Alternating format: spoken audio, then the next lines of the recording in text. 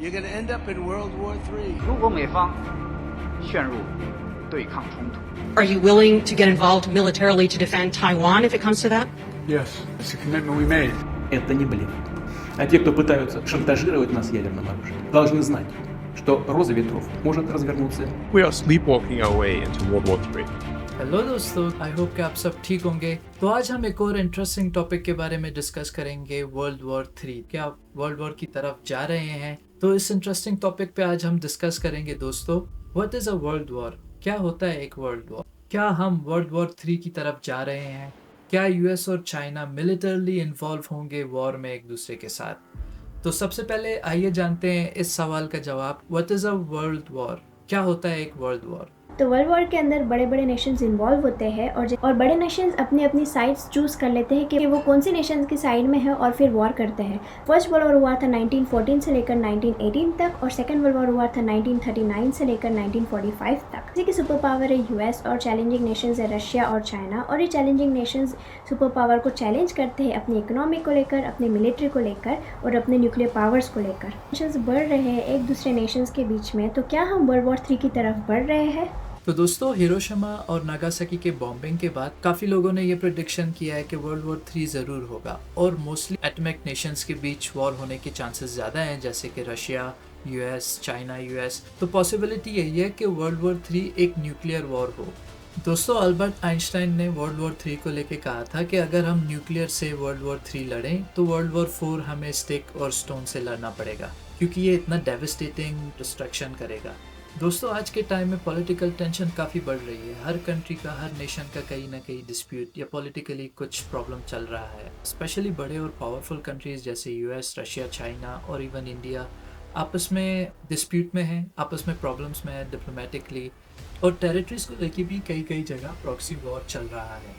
इन बीच में हमें कुछ ऐसे साइंस दिखते हैं जो हमें ये बताने की कोशिश करता है कि हम शायद वर्ल्ड वॉर 3 के बहुत करीब हैं या उसके पास जा रहे हैं। जैसे कि इलॉन मस्क ने कहा है, We are sleepwalking our way into World War III. दोस्तों, इसका मतलब होता है कि हमें पता नहीं है लेकिन हम वर्ल्ड वॉर 3 की तरफ जा रहे हैं। जैसे हम स्लीप वॉक करते हैं, हमें पता नहीं होता हम कहाँ वॉक कर रहे हैं, तो सेम अभी हम वर्ल्ड वॉर 3 की तरफ काफ़ी तेज़ी से बढ़ रहे हैं और हमें इस चीज़ का अंदाज़ा भी नहीं है, क्योंकि जो पॉलिटिकल टेंशन है between major powers of the world आज तक के सबसे हाईएस्ट लेवल पे है। आइए जानते हैं रशिया और यूक्रेन की वॉर के बारे में। यूक्रेन और रशिया की वॉर स्टार्ट हुई थी फरवरी 2022 में और जिसको अभी ऑलमोस्ट 20 मंथ्स हो चुके हैं। अब हम जानेंगे कि ये वॉर किस चीज को लेके स्टार्ट हुई थी। तो जैसे यूक्रेन को पार्ट बनना था नाटो का, और नाटो का मतलब होता है नॉर्थ अटलांटिक ट्रीटी ऑर्गेनाइजेशन, और रशिया काफी खिलाफ था इस चीज को लेकर, क्योंकि देखा जाए तो यूक्रेन रशिया से काफी लंबा बॉर्डर शेयर करता है और अगर यूक्रेन नाटो का पार्ट बन गया, नाटो मेंबर्स यूक्रेन में अपना बेस बना सकते हैं। तो पॉलिटिकल टेंशन स्टार्ट हुए हैं यूक्रेन और रशिया की वॉर की वजह से, और ये माना जाता है कि काफी डेंजरस वॉर है in Europe after world war 2। तो वर्ल्ड वॉर 3 का एक और साइन है military buildup. Around the world आप लोग देख रहे हो कि नेशंस कितनी हैवीली इन्वेस्ट कर रहे हैं अपने मिलिट्री पे, उनको काफ़ी एडवांस, टेक्नोलॉजिकली एडवांस बना रहे हैं और आर्म्स और वेपन में काफ़ी एडवांस और डेवलप हो रहे हैं सारे नेशंस। ऐसे में दोस्तों एक रेस तो है मिलिट्री बिल्डअप करने का कि कौन सबसे पावरफुल और बेस्ट मिलिट्री बना सकता है, लेकिन इस दौरान काफ़ी मिसकैलकुलेशंस भी हो सकते हैं जिससे वर्ल्ड वॉर 3 होने के चांसेस काफ़ी बढ़ सकते हैं। तो दोस्तों, अब सवाल ये उठता है कि क्या यूएस और चाइना मिलिट्री इन्वॉल्व होंगे आपस में इस वॉर में? तो जैसे कि हमने डिस्कस किया दोस्तों कि दो बड़े देश जब आपस में वॉर पे जाते हैं या कन्फ्रंटेशन करते हैं तब वर्ल्ड वॉर 3 होता है। अभी और चाइना और यूएस की पॉसिबिलिटी काफ़ी हाई है कि वो एक वॉर में जाएं। 如果美方陷入对抗冲突， और उस वॉर का रीज़न होगा ताइवान। वैसे दोस्तों, रिसेंटली अभी यूनाइटेड स्टेट्स के प्रेसिडेंट जो बाइडेन और चाइना के प्रेसिडेंट शी जिनपिंग ने मीटिंग किया, लेकिन उस मीटिंग का कुछ खास रिजल्ट आया नहीं और चाइना ने यही बोला है कि वो ताइवान को चाहे मिलिटरली हो या डिप्लोमेटिकली हो, हम लोग ताइवान को हासिल करके रहेंगे। तो पॉसिबिलिटी काफ़ी हाई है कि चाइना और यूएस के बीच वॉर होगा, लेकिन ये कब होगा ये हमें सिर्फ टाइम बता सकता है। दोस्तों, रीज़न ये है कि यूनाइटेड स्टेट्स 90% डिपेंड करता है ताइवान इस छोटे से आइलैंड पे अपनी मिलिट्री सप्लाईज को लेके, चाहे वो चिप्स हो, चाहे वो हार्डवेयर पार्ट्स हो या चाहे वो टेक्नोलॉजिकली कोई और पार्ट हो। ऐसे में अगर ताइवान चाइना के हाथों लग जाए तो यूनाइटेड स्टेट्स चाइना पे डिपेंडेंट होगा अपने मिलिट्री सप्लाईज के लिए, जो कि यूनाइटेड स्टेट्स कभी भी नहीं चाहेगा। तो दोस्तों वॉर की पॉसिबिलिटी तो बहुत ज़्यादा है यूएस और चाइना के बीच में, जैसे हम सब जानते हैं।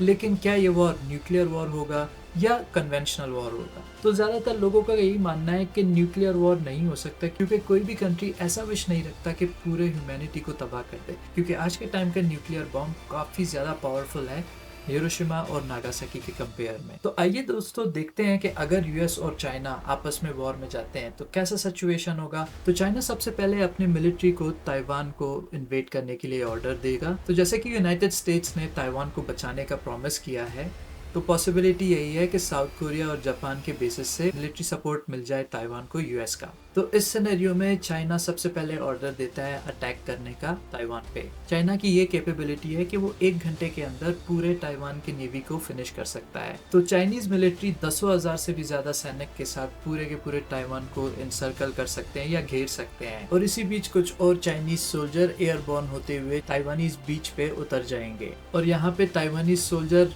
चाइनीज सोल्जर का मुकाबला करते हुए उनको थोड़ा सा स्लो डाउन कर सकता है और चाइनीज मिसाइल यूएस शिप पे भी अटैक कर सकते हैं और उनको भी डिस्ट्रॉय कर सकते हैं, जिसका जवाब यूएस वापस अपने एयरफोर्स से देगा। तो यहाँ पे जापान के बेस से यूएस चाइना पे अटैक कर सकता है, जहाँ चाइना को काफ़ी नुकसान पहुँचा सकता है और यहाँ इसके जवाब में चाइना को जापान के आइलैंड में भी हमला बोलना होगा। तो जैसे आप यहाँ 2 इमेज देख रहे हैं, एक में ये दिखा रहा है कि चाइना सक्सेसफुली ताइवान को इन्वेड कर लेता है और दूसरा ये दिखाता है ताइवानीज सोल्जर सक्सेसफुली अपनी पोजीशन को होल्ड करते हुए चाइनीज को काफी मुकाबला दे रहे हैं। एस्टिमेटेड डेथ इस छोटे से आइलैंड के वॉर का भी एटलीस्ट ये माना जाता है कि 5,000 ताइवानीज सोल्जर, 5,000 यूएस सोल्जर और 10,000 चाइनीज सोल्जर की डेथ हो सकती है। आइए बढ़ते हैं मिडिल ईस्ट की तरफ। तो मिडिल ईस्ट में जैसे आप सब जानते हैं कि वॉर चल रहा है इजराइल और गाजा स्ट्रिप के बीच में। इजराइल को सपोर्ट काफ़ी मिल रहा है यूएस और यूरोपियन कंट्रीज़ का, और गाजा स्ट्रिप में जो हमास है उसको सपोर्ट मिल रहा है ईरान और लेबनान का।